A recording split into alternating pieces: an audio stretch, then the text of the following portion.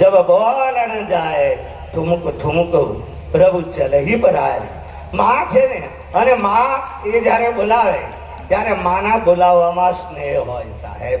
માં બોલાવે એ માં બાળકને નવડાવે, એના વાળ પણ ધોવે, એના વાળ સાફ પણ કરે, કપડા પણ પહેરાવી દે, એને એવો સરસ સજાવી દે.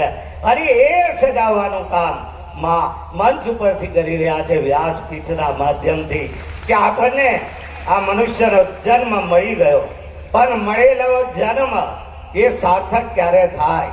તો ત્યારે જ થાય કે આપણા મનમાં રહેલું કપટ એ બધું નીકળી જાય આપોઆપ.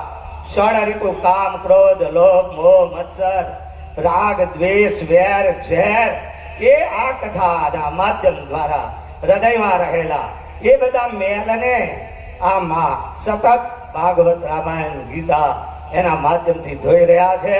તો આપણે બધાએ પાવન બની રહ્યા છે.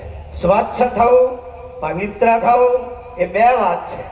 બહારથી બાલટી ભરી પાણીથી નાઈ લો એ સ્વચ્છ થયા, પણ કથાના જે સૂત્ર હોય એ હૃદયમાં જ્યારે સ્પર્શી જાય, હૃદયમાં ઉતરી જાય અને ભૂલા પડ્યા હોય, ખોટા માર્ગે જતા હોય અને સાચા માર્ગ તરફ આપણે વળી જઈએ, એ પવિત્રતા છે.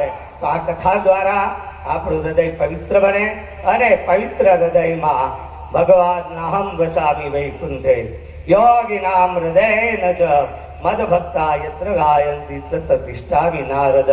નારદજીએ ભક્તિ સૂત્રમાં કહ્યું એમ આપણા બધાના હૃદયમાં આ પરમાત્મા પધારે અને આપણા હૃદયને પ્રકાશ આપી અને આ બહારની દુનિયાને આપણે પ્રકાશમય પરબ્રહ્મ પરમાત્માના રૂપમાં સિયા રામમય સબ જગ જાની કરો પ્રણામ જોરી જુગ પાણી આ સ્થિતિએ પ્રાપ્ત થઈએ એવા માં અને આપણું ભાગવત અને ભગવાન આપણા બધાના ઉપર કૃપા કરે.